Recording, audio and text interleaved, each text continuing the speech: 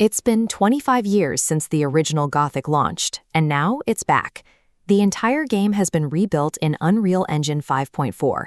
In its very first week, the remake managed to move over 500,000 copies. There is a massive divide in reception. Critics gave it a mixed 73, knocking the severe stuttering, punishing difficulty, and missing minimap. But players pushed an 85% very positive rating. For them, this lack of hand-holding is authentic design. The result is a specific conflict, a game rendering cutting-edge 2026 graphics while aggressively enforcing its 2001 gameplay mechanics. Deciding whether this $50 game is your next favorite RPG or a frustrating waste of time requires an honest audit of two very specific things: the hardware inside your PC and your own patience. The friction starts the moment you try to navigate. This game absolutely refuses to hold your hand. There is no minimap, and there are no GPS quest markers hovering over your objectives.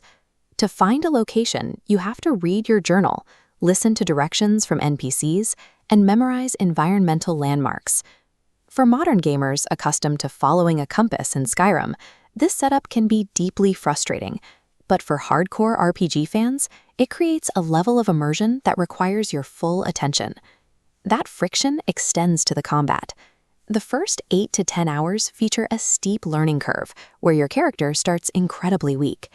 The original game's quirky click-spam combat is gone.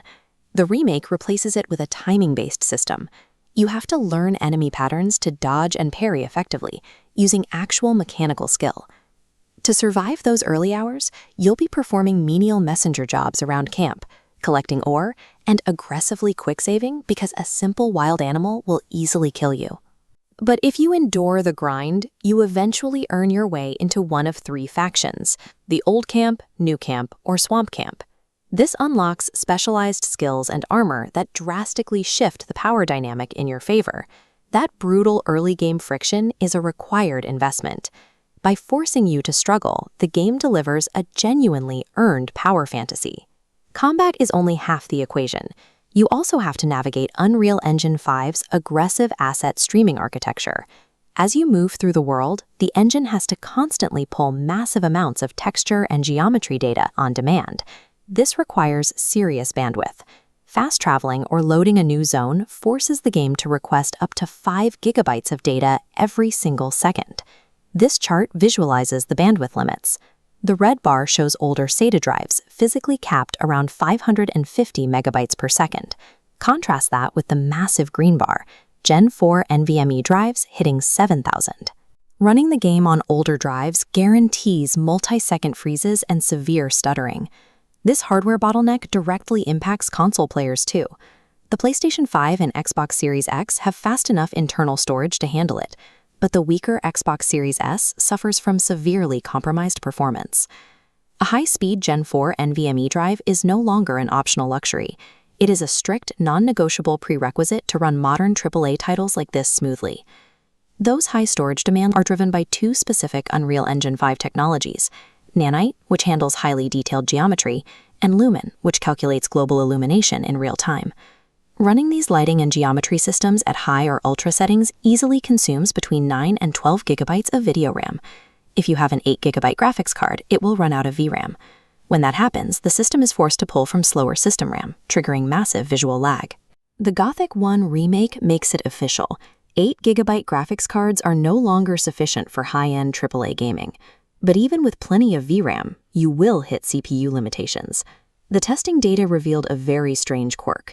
The game's performance drastically changes based on the time of day in the game world. This graph tracks frame rate over a 24-hour cycle. The line dips significantly during the day because hundreds of active NPC scripts overwhelm the CPU. At night, as NPCs sleep, the frame rate jumps 20%. Without a high-end processor, do your exploration after dark. You must either aggressively lower your visual settings or invest heavily in top-tier hardware. The reality is, this game is heavy, demanding, and far from seamlessly optimized out of the box. Ultimately, the Gothic 1 remake is an uncompromising experience. It demands top-tier hardware and extreme patience from the person sitting in front of it. To help you make a final decision, we've mapped out a purchase guide. This flowchart starts with one simple question: what is your hardware? On one side, Gen 4 NVMe drives and 10 plus gigabytes of VRAM. On the other, older PCs, Series S, and Steam Deck. Following this older hardware branch down, the recommendation is clear: wait for optimization patches or skip entirely. But if we follow the capable hardware branch, we hit a second question about game design. Do you want a relaxed, guided experience with explicit quest markers? If you answer yes, skip this purchase. The archaic, unguided DNA will only cause frustration.